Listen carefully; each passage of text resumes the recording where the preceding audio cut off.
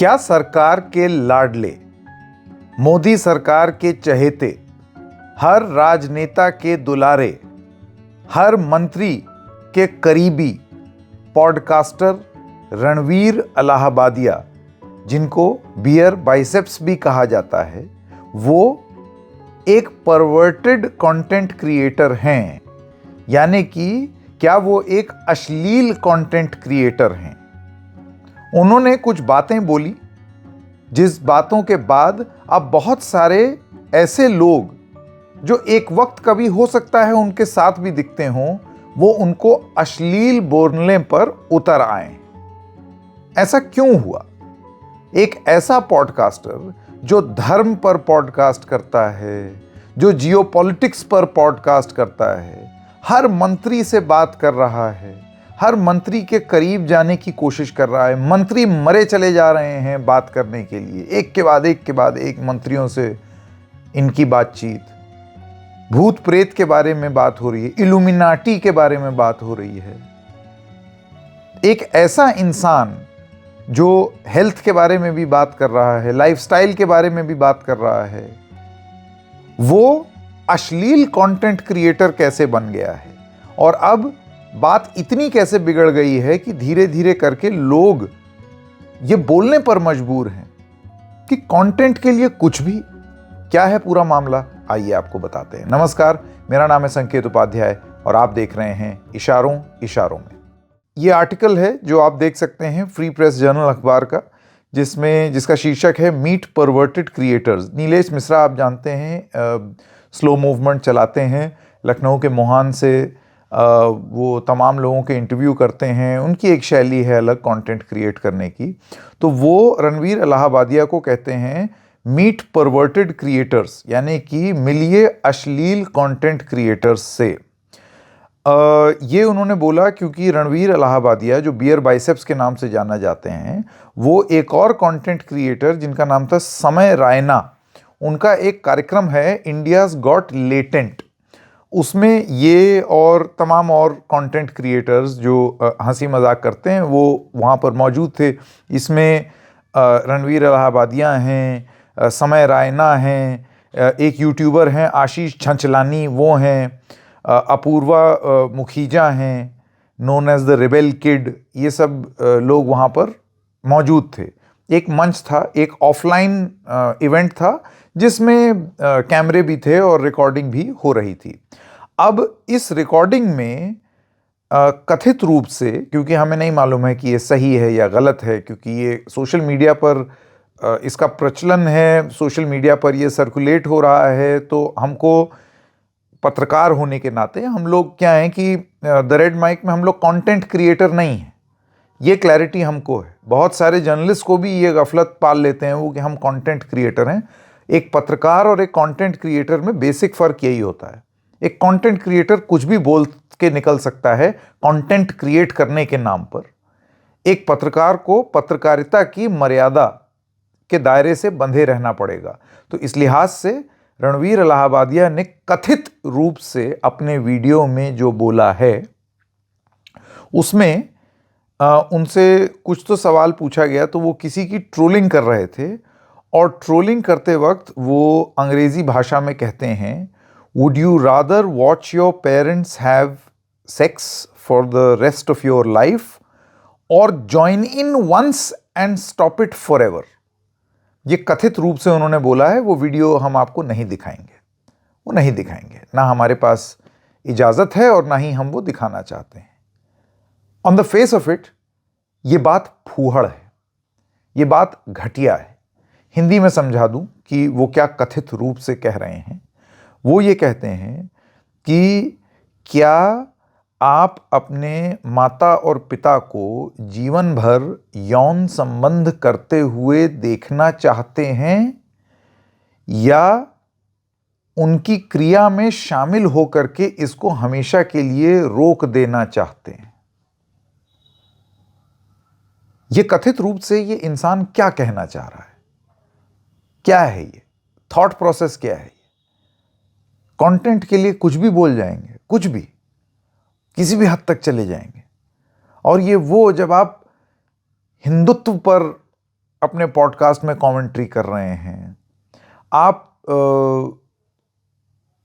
Health पर बात कर रहे हैं, आप योग पर बात कर रहे हैं, आप प्राणिक हीलिंग पर बात कर रहे हैं, आप मतलब वाइड डाइवर्सिटी ऑफ गेस्ट जिनसे आप दुनिया जहां के सवाल पूछते रहते हैं, आप इन सब चीज़ों को करते हुए हिंदुत्व, सनातन, इन सब की बात करते हुए और उस तबके के अति प्रिय हो जाने के बाद ये आपके विचार हैं, कथित रूप से आपके विचार हैं।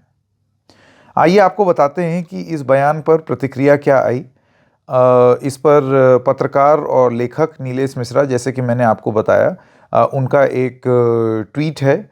उस ट्वीट में वो लिखते हैं, meet the perverted creators who are shaping our country's creative economy. मिलिए अश्लील कंटेंट क्रिएटर्स से जो हमारे देश की सृजनात्मक अर्थव्यवस्था को आगे ले जा रहे हैं, क्रिएटिव इकोनॉमी को आगे लेकर के जा रहे हैं।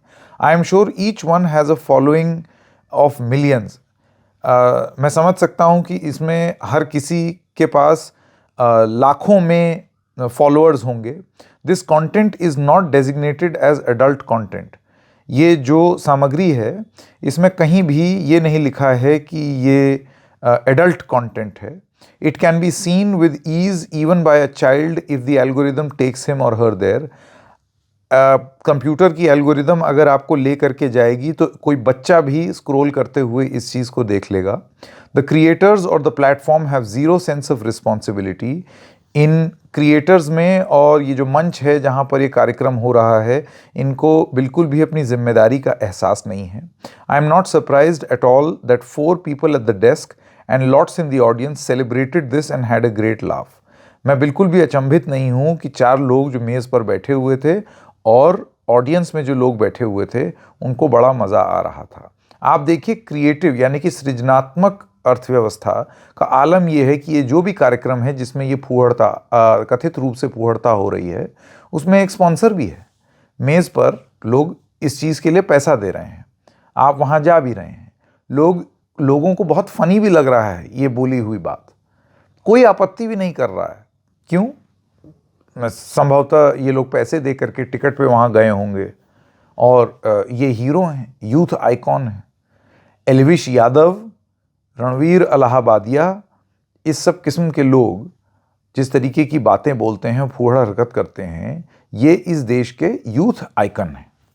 ये इतने लाडले हैं, मोदी सरकार के इतने लाडले हैं कि जब मोदी सरकार ने कंटेंट क्रिएटर्स को पुरस्कार दिया तो पुरस्कार ये भी पाए, काला बंद गला पहन करके ये अपना अवार्ड लेने गए और इसके बाद इन्होंने प्रधानमंत्री तक को बोल दिया, जिनके हाथ से इनको वो अवार्ड दिया गया। और अवार्ड लेते वक्त प्रधानमंत्री ने इनसे पूछा कि नींद के लिए क्या किया जाए। वो आप ये कहते हैं योग निद्रा कर लो, वो कहते हैं वो सब नहीं, अच्छी नींद के लिए और ये वो।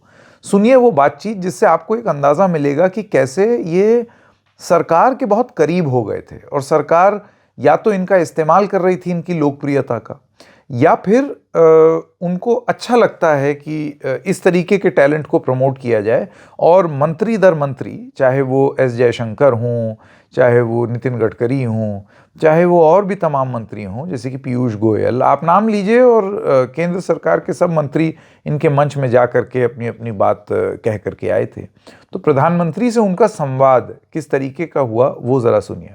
नॉर्मली नींद से कठिनाइयाँ हैं, नहीं हो पाती, तो नींद योग निद्रा कर लिया तो उनका 3-4 घंटा और निकल जाता है। आपके साथ पॉडकास्ट करने का मूड हो रहा है सर। अरे वाह चलिए, मूड तो सारे के बहुत होते हैं भाई।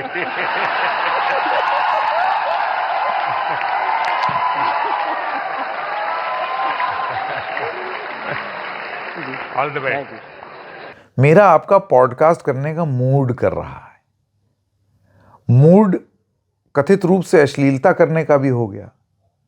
तो अब सरकार क्या करेगी? क्या सरकार अपने माता और पिता से यौन संबंध करने की कथित रूप से हिदायत दे रहे रणवीर इलाहाबादिया से अभी भी साथ रखेगी? अभी भी इनकी लोकप्रियता, यूथ आइकॉन है ना भाई, तो अभी भी इस यूथ आइकॉन के मंच पर सरकार जाएगी, डिफेंड करेगी, तारीफों के पुल बांधेगी, अवार्ड देगी? अब ये देखना ज़रूरी होगा। वो जो हिंदू हैं, जो सनातन हैं, जिन सनातनियों को रणवीर इलाहाबादिया जैसे लोगों में एक मंच दिखा अपनी बात आगे बढ़ाने का, वो हिंदू, वो सनातनी, वो सरकार, क्या अभी भी उनके लिए रणवीर इलाहाबादिया उनके लखते जिगर और चश्मो चिराग रहेंगे? क्या अभी भी उनके लिए इनकी आंखों में बहुत सारा स्नेह और प्यार रहेगा? ऐसा होगा? पता नहीं।